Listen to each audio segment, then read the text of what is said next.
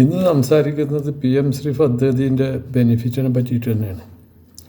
PM Shri പദ്ധതിൻ്റെ benefit എന്ന് പറയുന്നത് ഓരോ സംസ്ഥാനത്തിനും അർഹതപ്പെട്ടതാണ്. നമ്മളെ ഓരോ സ്റ്റേറ്റിനും അർഹതപ്പെട്ട പൈസകൾ ഏത് ഫണ്ട് മുഖാന്തരമായാലും നമ്മളത് പിടിച്ചു വാങ്ങേണ്ടത് തന്നെയാണ്. തരുന്നില്ലെങ്കിൽ ചോദിച്ചു വാങ്ങണം. ചോദിച്ചിട്ട് കിട്ടുന്നില്ലെങ്കിൽ നിയമപരമായിട്ട് മുന്നോട്ട് പോകണം. അപ്പോഴാണ് അതിൻ്റേതായ കിട്ടുന്നത് നമ്മളെ പൊതുജനങ്ങളിലും സ്കൂളുകളിലും കുട്ടികൾക്ക് വേണ്ടിയിട്ടൊക്കെ ചിലവാക്കാൻ പറ്റുക. നമ്മളൊക്കെ ആഗ്രഹം, സാധാരണ ജനങ്ങളുടെ ആഗ്രഹം എന്താണ്? വിദ്യാഭ്യാസം, നല്ല വിദ്യാഭ്യാസം, നല്ല പാർപ്പിടം, നല്ല ജോലി, ഇതൊക്കെയാണ് പ്രതീക്ഷിക്കുന്നത് സാധാരണ ജനങ്ങൾ. പണക്കാർക്ക് അവർക്ക് പണം കൊടുത്ത് എന്തും നേടാൻ പറ്റുന്ന ഒരു സാഹചര്യമുണ്ട്. രാഷ്ട്രീയക്കാർക്കും അതേമാതിരി തന്നെ എന്തും രാഷ്ട്രീയ കൊണ്ടും അവരെ പവർ കൊണ്ടും നേടിയെടുക്കാൻ സാധിക്കും. പക്ഷേ സാധാരണക്കാരായ ആൾക്കാർ അവരെങ്ങനെ നേടിയെടുക്കുക?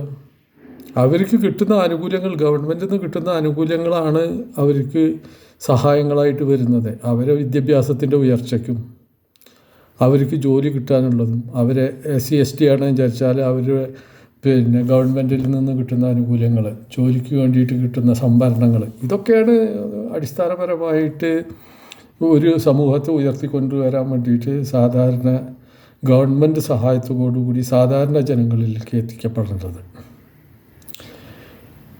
കേന്ദ്ര ഗവൺമെൻറ് ഒരു പദ്ധതി ആവിഷ്കരിച്ചാൽ കേന്ദ്രത്തിലിരിക്കുന്നത് ഏത് പാർട്ടിയായിക്കോട്ടെ, പാർട്ടി സാധാരണക്കാരന് നോക്കിയിട്ട് കാര്യമില്ല. കാരണം എന്താ വെച്ചാൽ സാധാരണക്കാരന് ആനുകൂല്യങ്ങളാണ് കിട്ടേണ്ടത്.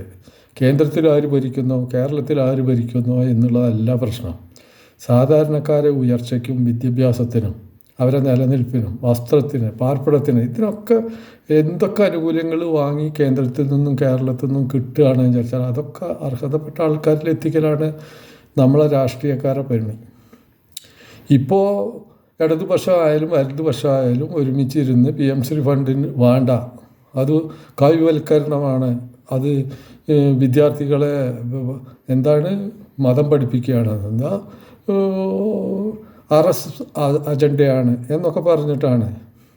വിദ്യാർത്ഥികളെ RSS അജണ്ട പഠിപ്പിക്കണ്ടേ എന്നുള്ളത് അതാത് സ്റ്റേറ്റാണ് തീരുമാനിക്കുന്നത്. അതിന് കേന്ദ്രത്തിൽ ഒരു കഴിയുമില്ല. അവരൊരു സിലബസ് കൊടുക്കും, അത് കേന്ദ്രം കൊടുക്കുന്ന സിലബസ് തന്നെ കേരളം നടത്തിക്കൊള്ളണമെന്നൊന്നുമില്ല. കേരളത്തിന് പറ്റുന്ന രീതിയിലുള്ളത് സിലബസ് നടത്തേണ്ട ആവശ്യമുള്ളൂ. അപ്പോൾ അങ്ങനെ ഒരു പേര് പറഞ്ഞ്, അല്ലെങ്കിൽ ഒരു ബോർഡിൻ്റെ പേര് PM ശ്രീ എന്ന് വയ്ക്കുന്ന ഒരു ബോർഡിൻ്റെ പേര് വയ്ക്കുന്നു എന്നുള്ളത് കൊണ്ട് സാധാരണപ്പെട്ട ജനങ്ങൾക്ക് കിട്ടുന്ന ആനുകൂല്യങ്ങൾ, കുട്ടികൾക്ക് കിട്ടുന്ന ആനുകൂല്യങ്ങൾ, വികലാംഗർക്ക് കിട്ടുന്ന ആനുകൂല്യങ്ങൾ, അവരെ സ്കോളർഷിപ്പ്, ഇതെല്ലാം ഇല്ലാതെയാവുകയാണ് ചെയ്യുന്നത്.